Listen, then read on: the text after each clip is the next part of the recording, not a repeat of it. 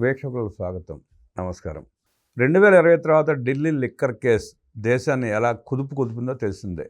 CBI investigation పేరిట వేల పేజీల ఛార్జ్షీట్ దాఖలు చేసి ఢిల్లీ ముఖ్యమంత్రి, ఆనాటి ముఖ్యమంత్రి అరవింద్ కేజ్రీవాల్, ఉప ముఖ్యమంత్రి మనీష్ సిసోడియా, తెలంగాణ బీఆర్ఎస్ పార్టీకి చెందిన ఎమ్మెల్సీ కల్వకుంట్ల కవిత, ఈ ముగ్గురే కాకుండా మరో 19 మందిని అరెస్ట్ చేసి ఎలా వ్యవహరించిందో చూసాం.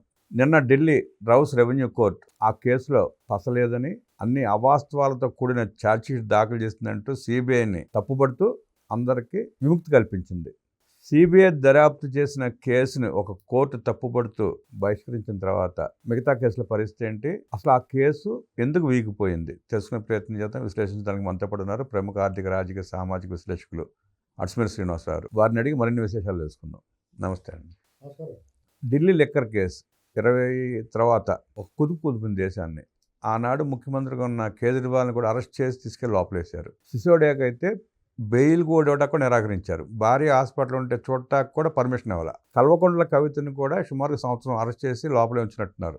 ఆ కేసు వీగిపోయింది. కోర్టు కొట్టివేసింది సిబిఐ తప్పు ఉందని. ఎట్లా చూస్తారు, ఎట్లా విశ్లేషిస్తారు? ఇప్పుడు కరెక్టేనండి. ఇప్పుడు దర్యాప్తు ఈడీ కానీ సిబిఐ కానీ ఈ విషయంలో ఈడీ మెయిన్ ప్రధాన పాత్ర. ఈ కేసులోకి ఈడీ ఎంటర్ అయిన తర్వాత వీళ్ళందరూ అరెస్టులు సాగినాయి. సుదీర్ఘంగా బెయిల్ ఇవ్వకుండా వీళ్ళని జైల్లో నిర్బంధించారు. దర్యాప్తులో పసలేదని వాళ్ళు కోర్టు కొట్టేసిన తర్వాత దీనికి సమాధానం చెప్పాల్సింది ఖచ్చితంగా దర్యాప్తు సంస్థలే. ఎందుకంటే మీరు పసలేని, ఆధారాలు చూపించలేని కేసు మీరు దర్యాప్తు చేశారా, లేకపోతే ఉద్దేశపూర్వకంగా వీళ్ళని వదిలేశారా? అంటే కోర్టుకి సరైన వాదన వినిపించకపోతే కూడా పోతాయి. వివేకానంద రెడ్డి కేసులో సిబిఐ అసలు పట్టించుకోపోతుంటే కొన్నాళ్ళకి వాళ్ళు వదిలేస్తారనుకుంటాను నేను వీళ్ళని. అట్లాగే ఉంది. ఇప్పుడు ఏంటి చూస్తాం నేను ఇది కేజ్రీవాల్ ఇలాంటి నేరం చేసాడంటే నమ్మలేదు ఎవరున్నా. అతను అలా కక్కుర్తి పడ్డా అని అనుకున్నారు. ఏమో పడ్డాడేమో అని కూడా అనుమానం వచ్చింది. మళ్ళీ వాళ్ళు పడ్డ అవమానాలకి ఎవరు బాధ్యులు ఒక రకం. ఒక పార్శ్వంలో కవిత గారైనా, మనీష్ సిసోడియా అయినా, కేజ్రీవాల్ అయినా వీళ్ళందరూ ఎంత సుదీర్ఘకాలం రిమాండ్లో ఉండడానికి కారకులేని ఈ కేసులు ఆ దర్యాప్తు అధికారులు బాధ్యత లేదా? సరే వీళ్ళని విడిచిపెట్టేసారు. మరి ఎన్నాళ్ళు వీళ్ళ మీద అబాండం వేసినందుకు, వీళ్ళని ఎలాగ అక్రమంగా నిర్బంధించినందుకు వాళ్ళకి శిక్ష ఏదండి? అప్పుడే ఒళ్ళు దగ్గర పెట్టి పనిచేస్తాడు ఎవడన్నా, వాళ్ళకు కూడా శిక్ష ఉంటే. నేను ఇంకో కోణం ఏంటంటే, ఇది ఏం జరిగినా కానీ ఒక వ్యక్తిని కాపాడడం కోసం ఈ కేసులు తీస్తారేమో అనుకుంటున్నాను నేను. ఈ కేసులన్నీ కూడా వదిలేయాలి. ఎందుకు వదిలేయాలి? ఆ దర్యాప్తు సంస్థకు అప్రతిష్ట వచ్చినా పర్వాలేదు, కానీ పలానా ఒకరిని కాపాడాలంటే మనకు అప్రతిష్ట వచ్చినా పర్లేదు, ఈ కేసులో మనం ఓడిపోదాం, మిగతా కేసులు కూడా డైల్యూట్ చేయాలి. ఎవరు అతను? ఈ దేశంలో ఒకే ఒకడు జగన్మోహన్ రెడ్డి కేసులు డైల్యూట్ చేయడానికి లీడ్ అనుకుంటున్నాను ఇది నేను. ఎందుకంటే అతను సిబిఐ, ఈడీ అక్రమాస్తుల కేసులు, వాళ్ళ బాబాయ్ మర్డర్ కేసు సిబిఐ, ఇప్పుడు మళ్ళీ సిఐడి, సిబిఐ పరకామణి, నకిలీ లడ్డు, నకిలీ నెయ్యి, తర్వాత మద్యం స్కామ్, ఇంకా పెట్టాల్సినవి మూలని ఇంకా ఉన్నాయి. ఇసుక, లేకపోతే ఎన్జిటి కేసులు అనేకం ఉన్నాయి. మైన్స్ ఇలాంటి వాటిల్లో సిబిఐ, ఈడీ ఇన్వాల్వ్మెంట్ అయిన వాటిల్లో ఇతనికైనా క్లీన్ చిట్ ఇచ్చేయడానికి ఇది ఒక లీడ్ సీన్ ఏమో అని నాకు డౌట్ వస్తుంది. ఎందుకంటే అతను ఘటన సమర్థుడు. ఇప్పుడు నేను ఇలా చెప్తున్నాను కాబట్టి, వదిలేశారు కాబట్టి వాళ్ళు చాలా మంచోళ్ళని అనుకోను, వదిలేయకపోతే చెడ్డలని అనుకోను. కానీ ఆ కేసును అలాగా మామూలుగా వదలరు, అంత తేలిగ్గా వదలరు. మరి హఠాత్తుగా సిబిఐ, ఈడీ వాదన బలహీన పడిపోయిందంటే, ఇన్నాళ్ళు మీరు నిర్బంధించగలిగారు కదా, బెయిల్ రాకుండా ఆపగలిగారు కదా, అంటే బెయిల్ రాపకుండా ఆపగలిగిన కేసు అంత బలహీనంగా ఎందుకు ఉందనేటువంటి ఒక డౌట్ అవుతుంది. అది ఇక్కడ విచిత్రం. ఇప్పుడు సరే మనకి ఎలాగొస్తున్నాయి, బెయిల్ వెంటనే వచ్చేస్తున్నాయి కదా పెద్ద పెద్ద కేసుల్లోనూ. అటువంటి వీళ్ళు బెయిల్ రాకుండా ఆగినప్పుడు అంత బలహీనమైన కేసులో బెయిల్ ఎందుకు ఇవ్వలేదు వాళ్ళు, ఆ న్యాయమూర్తులు? ఇది కూడా ఆలోచించదగ్గదే కదా. ఏం జరుగుతుందండి దేశంలో? ఏదైనా అంటే పాఠ్య పుస్తకాల్లో ఎవరో ఏదో అన్నారని చెప్పి సుప్రీంకోర్టు జడ్జి గారు చాలా తీవ్రంగా చాలా సీరియస్ అయ్యారు. ఒకసారి ఆయన సుప్రీంకోర్టు జడ్జి గారు చేతులు జోడించి నమస్కరిస్తున్నారు, ఈ వ్యవస్థను కనీసం మీరన్నా ప్రక్షాళన చేయండి. ఏం జరుగుతుందో అసలు? ఏదన్నా మొహమాట లేకుండా నిర్మోహమాటంగా మాట్లాడగలిగిన శక్తిమంతులు వాళ్ళు, అత్యున్నత స్థానంలో ఉన్నవాళ్ళు. మాలాంటి సామాన్యం మాట్లాడితే అది తప్పుగా భావిస్తారు. మీలాంటి వాళ్ళు మాట్లాడితే నోట్లోంచి వస్తే ఇది జనాలందరూ స్వీకరిస్తారు. ఇప్పుడు 2 రకాలు. ఒకటి నిర్దోషులుగా విడుదలవడం ఒక శుభ పరిణామం, ఫోన్లేరా బాబు, వాళ్ళు సంతోషంగా ఉంటుంది. మరి ఎన్నాళ్ళు ఎందుకు పెట్టు నువ్వు? సత్యం బాబుని అలా చేశారు. అతను ఇరికించి ఒక 6 ఏళ్ళు 7 ఏళ్ళ తర్వాత వదిలేశారు. మానసికంగా ఎంత కుంగిపోయింటాడు. గాలి జనార్దన్ రెడ్డి అక్కడ శిక్ష పడిన తర్వాత శిక్ష మళ్ళీ రద్దు చేశారు. అసలు ఏం జరుగుతుందండి ఇది? నేను ఏమనుకుంటున్నానంటే, జగన్మోహన్ రెడ్డిని వదిలేయడానికి ఇంక ఈ గోల్ లేకుండా పదే అతనికి ఈ బెడద లేకుండా చేయడానికి ఎవరో పెద్ద ప్లాన్ వేశారండి. ఏదో వర్క్ జరుగుతుంది అక్కడ. ఈ కేసులన్నీ వీగిపోతాయి ఇలాంటివన్నీ. దీనివల్ల వీక్ పోకపోవచ్చు. రేపు పొద్దున్న ఇతన్ని వదిలేస్తే కూడా ఎవడో పెద్ద అబ్జెక్షన్ చెప్పకుండా ఉండాలంటే దానికి అదిగో అక్కడ అలా ఇప్పుడు మనం ఏమంటున్నాం, 100 కోట్లు 150 కోట్లు కాదు నన్ను 4 జైల్లో పెట్టేశారు కదా, 3000 కోట్లు ముడుపులు తీసేసుకున్నట్టు స్పష్టంగా వీళ్ళందరూ దొరికేసినా కానీ ఇంకా అరెస్ట్ చేయట్లేదని అడుగుతున్నాం కదా మనం.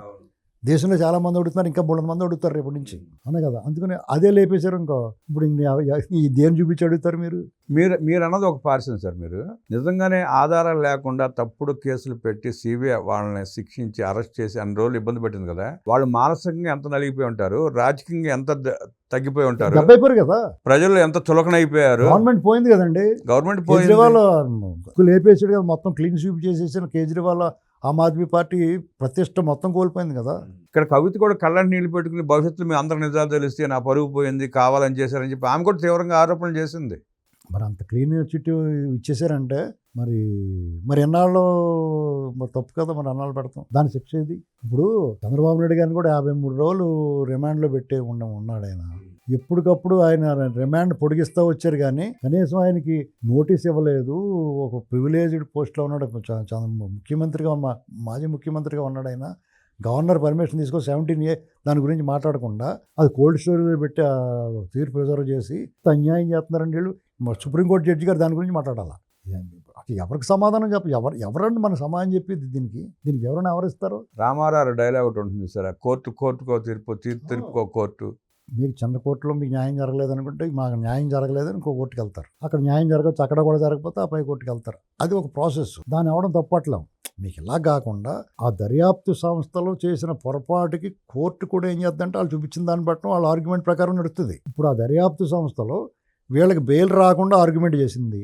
ఇప్పుడు మొత్తం శిక్ష లేకుండా ఇదంతా ఫాల్స్ బోగస్ అనేటువంటిది తీర్పు వచ్చిందంటే మీ ఆర్గ్యుమెంట్ ఏమైపోయింది? మీరు బెయిల్ రాకుండా ఆపగలిగిన వాళ్ళు శిక్ష పడకుండా మీరు అలా వదిలేయడం కారణం ఏంటి? ఇది దర్యాప్తు సంస్థల పొరపాటు, కోర్టుల పొరపాటు కాదు. ఇది దర్యాప్తు సంస్థల వైఫల్యం.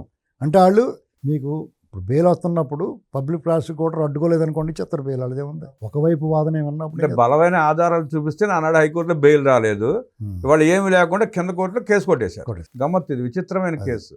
చేత దర్యాప్తు సంస్థలని ఆ సిస్టమ్ మార్చాలి. అంటే ఇప్పుడు ఎవడు మడతాడు వచ్చేయకుండా వాళ్ళకి చాలా టెస్టులు. మీకు దీన్ని మొత్తం సిస్టమ్ అంతా పురుగట్టయిందండి, చెత్త పురుగు పట్టేసింది. పురుగు కూడా నల్లుల్లో తయారైపోయారు వీళ్ళంతా, బ్లడ్ సక్కర్స్ అన్నమాట. ఇది వాళ్ళు బాగుపడడం కోసం ఈ కేసులు. దీనివల్ల ఏమైందంటే అక్రమార్కులు అందరికీ కూడా నువ్వు బ్యాంకులకి అప్పులు పెట్టేసి ఎగ్గొట్టాయి, ఎంతో కొంత సిబిఐకి డీడీ వస్తే వాళ్ళకి ఎంతో కొంత పడాయి, కోర్టుల కేసులు కొన్నాళ్ళు నడుస్తాయి, అరెస్ట్ అయితే అవుతావు, తర్వాత నువ్వు ఫ్రీగా బయటకు వచ్చాయి. పాపం అమాయకుడు సత్యనారాయణరాజు గారు పాపం ఆయన ఒకడ నాకు ఆయన చూస్తే జాలేస్తూ ఉంటుంది. ఎందుకంటే ఇన్ని కిటుకులు తెలియక, ఇంత కుట్రలు తెలియక, ఇంత నకిలీ లేక ఆయన దెబ్బైపోయాడు. కుట్రలు చేసి బలి చేయకపోతే మైక్రోసాఫ్ట్ స్థాయిలో ఉండాల్సిన సచిన్ ఇండియాలోనే మన ఆంధ్రాలో ఎంత పేరు ప్రతిష్టలు మన గర్వకారణంగా ఉండి కూడా అయినా ఇలాంటి దొంగల బారిన పడైనా దెబ్బైపోడైనా సిస్టమ్ కూడా. ఇక దీనికి ఏంటంటే ఒకటే పరిష్కారం, ఆటవిక రాజ్యం వైపు నడుస్తున్నాం మనం, మైటీ రేట్ లాగా. అంతే విరుగుట కరగంటే శాస్త్ర సాంకేతిక విజ్ఞానం పెరుగుతుంది, ప్రపంచం అంతా నాగరికత అభివృద్ధి పెరుగుద్ది, వెర్రితలలు వేస్తుంది. బాగా చెట్టు పెరిగిన తర్వాత వెర్రితలలు అంటారు కొన్ని, వాటిని కట్ చేస్తూ ఉండాలి. కట్ చేయకపోతే అదే ఎక్కువైపోద్ది, అసలు కాపు మానేస్తుంది. ఆ వైపు ప్రయాణం చేస్తున్నాం, అందులో అనుమానం లేదు. చట్టము, న్యాయము, ధర్మము ఇలాంటివన్నీ ఉంటాయి కదా. చట్టం ఒకలా చెప్తుంది, దాన్ని అనుసరించి న్యాయం జరగాలని కోరుకుంటాం. ఈ ఒక పక్క ధర్మ సంకటాలు వస్తూ ఉంటాయి. ఈ లోపల ఆశ్రిత పక్షపాతము, స్వార్థం, రాజ్యాధికారం నిలబెట్టుకోవడం, డబ్బుల సంపాదన, ఇన్ని రకాలు ఉంటాయి. ఎవడ రాజకీయ వాడు ప్లే చేస్తూ ఉంటాడు, ఎవరికి కావాల్సిన వాళ్ళకి ఇచ్చేసి పక్క తప్పుకుంటూ ఉంటారు. ఏవైనా నాకు ఒక అప్సెకునులాగా, ఇప్పుడు బొబ్బులి యుద్ధం సినిమాలో పాపారాయుడు యుద్ధానికి వెళ్తున్నప్పుడు తీతూ అరుస్తుంది, అప్సెకున పక్షి అంటాడు. అలాగే నాకు ఈ కేసు కొట్టేయటం వాళ్ళకి ఆనందమే కానీ జగన్ వదిలేయడానికి ఏమైనా ప్లాన్ చేశారేమో అని అనిపిస్తుంది నాకు, నిశ్చిత అభిప్రాయం. అడ్స్మిల్ శ్రీనివాసరావు గారి విశ్లేషణ విన్నాక ఇలాంటి కేసులు ఇంకా అనేకం కొట్టివేయబడతాయని, జగన్ రెడ్డికి క్లియరెన్స్ ఇవ్వడం కోసమే ఇలాంటివి జరుగుతున్నాయా అన్న ప్రజలోనూ ఊహాగానాలనే అలాగే అడ్స్మిల్ గారు కూడా చెప్పిన తర్వాత అదే నిజమవుతుందేమో, నిజమైతే ఈ వ్యవస్థ, ఈ సమాజం ఎటువైపు పోతుందనే భయాందోళన కలుగుతూ ఉంది, కలక మానదు. ఆ సమాజాన్ని వెనక్కి తీసుకొచ్చే నాయకుడి కోసం మనందరం వెతకాల్సిన అవసరం ఎంతైనా ఉందని తెలియజేస్తూ అడ్స్మిల్ గారికి ధన్యవాదాలు తెలియజేస్తూ నమస్కారం.